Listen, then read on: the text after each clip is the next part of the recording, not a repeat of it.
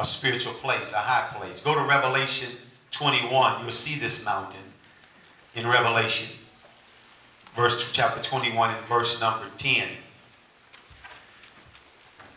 He carried me away in the spirit to a great and high mountain and showed me that great city, the holy Jerusalem, descending out of heaven from God, having the glory of God, and her light was like unto a stone most precious, even like a jasper stone, clear as crystal. So John sees this mountain, which is the mountain of God, Zion, the holy mountain.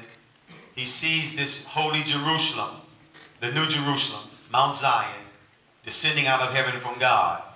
So then also notice in Hebrews chapter 12, we'll put all these verses together and lay a foundation concerning prayer and how that connects to the holy mountain of God. Hebrews chapter 12 and verse 22, referring to the church. You are come unto Mount Zion, unto the city of the living God, the heavenly Jerusalem, and to an innumerable company of angels, to the general assembly and church of the firstborn which are written in heaven, and to God the judge of all, and to the spirits of just men made perfect.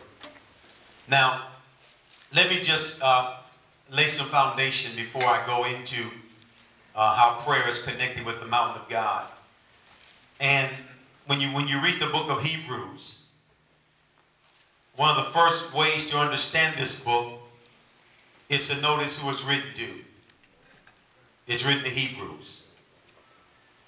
And these Hebrews were Jewish Christians who had accepted Christ, who at this particular time suffering a tremendous amount of persecution. And some of them were returning or leaving Christ and going back into the old covenant sacrificial system because of persecution. And so the whole purpose of Hebrews is to show the superiority of the new covenant over the old covenant. When you study it, it talks about Christ being greater than Moses. It talks about Christ being greater than Levi because he's after the order of Melchizedek. It talks about the blood of Christ being superior to the blood of bulls and goats and lambs.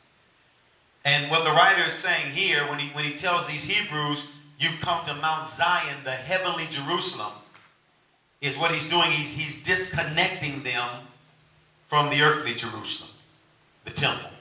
He's telling them that now you are no longer connected to the old covenant city, earthly Jerusalem, where the temple is. But now you've connected to heavenly Jerusalem, Zion, through the new covenant. So that's the whole purpose of telling them that they've come to Mount Zion. Notice in Hebrews chapter 13 and verse 14. Notice this verse. It'll really give you a good understanding of what he's talking about. He says, for here we have no continuing city, but we seek one to come. That city, that continuing city that he's separating them from is earthly Jerusalem. And they were looking for this new covenant city that was to come, which is seen in Revelation chapter 21, this holy mountain. And the old covenant prophecy is that those that trust in the Lord would inherit the holy mountain of God, heavenly Zion, heavenly Jerusalem, which is the church. You come on the Mount Zion, the heavenly Jerusalem, to the church of the firstborn. So now in the church, we're literally on the mountain of God. When you come to Christ, you live in the holy mountain of God. The mountain of God, Zion, is always a picture of victory. When you live in that mountain, that city, it's a picture of victory, a picture of joy, a picture of righteousness, kingdom. It's all connected. And it's a picture of being an overcomer.